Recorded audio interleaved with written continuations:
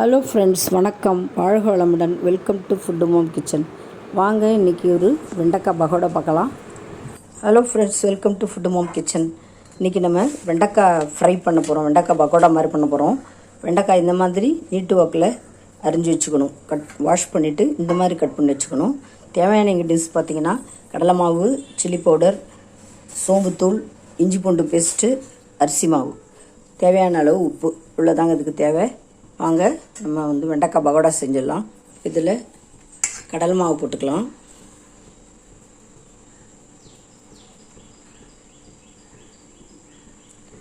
ஒரு கப்பு, இதால் ஒரு கப்பு கடலை மாவு, அதே மாதிரி இல்லை அரை கப்பு அரிசி மாவு. எண்ணெய் குடிக்காமல் இருக்கிறதுக்கும் முறமான இருக்கிறதுக்கும் அரிசி மாவு, சில்லி பவுடர் பார்த்துக்கிட்டு நம்ம காரம் தேவையான அளவு போட்டுக்கலாம்.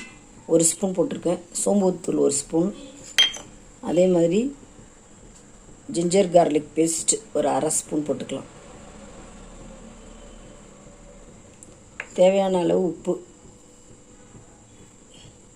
இப்போ இது எல்லாத்தையும் பெசரி விட்டுக்கலாம். தண்ணி பத்தலைன்னா தெரிச்சு விட்டு பெசரி விட்டுக்கலாம். ஆனால் போதும், இதில் இருக்கிற ஈரப்பதமே போதும். பத்தலைன்னா லைட்டாக தெளிச்சுட்டு பிசைஞ்சு விட்டுக்கலாம். உதிரியாக பகோடா மாதிரி வர்ற மாதிரி உதிரியாக வர்ற மாதிரி பெசரி விட்டுக்கலாம். நம்ம லைட்டாக கொஞ்சோண்டு தண்ணி தெளிச்சுப்போம்.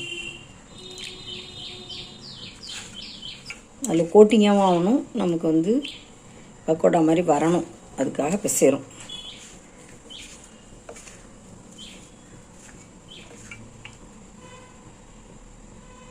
காஞ்சிச்சு, எண்ணெய் காஞ்சிடுச்சிங்க நல்லா.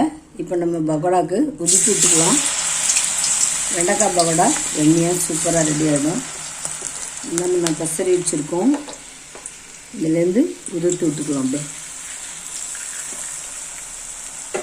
டிஸ்டர்ப் பண்ணாமல் கொஞ்சம் நேரம் அப்படியே விட்டுட்டு பரட்டி விட வேண்டியதாங்க. நல்லா மொறுன்னு எடுத்துடலாம். வெண்டைக்காய் பகோடா சூப்பராக எண்ணெயாக ரெடி ஆகிடுச்சுங்க. இந்த வீடியோ உங்களுக்கு பிடிச்சிருந்ததுன்னா லைக் பண்ணுங்கள், கமெண்ட் பண்ணுங்கள், ஷேர் பண்ணுங்கள், மறக்காமல் சப்ஸ்கிரைப் பண்ணுங்கள். Thanks for வாட்சிங்க. நம்ம நெக்ஸ்ட் வீடியோவில் பார்க்கலாம்.